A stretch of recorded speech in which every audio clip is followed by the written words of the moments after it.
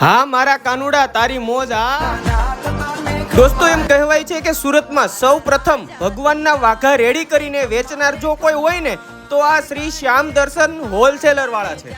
અહીં તમને વાઘાને લગતી અનેક પ્રોડક્ટનો ખજાનો હોલસેલમાં મળી જવાનો છે, જેમાં લાલાની મૂર્તિ, મોજડી, ડોર પ્લેટ, સિંહાસન, ફ્લાવર ટોપલી, ઝૂલો, મોરપી છાવરણી, કલકત્તી વાઘા, કડા અને પાઘડી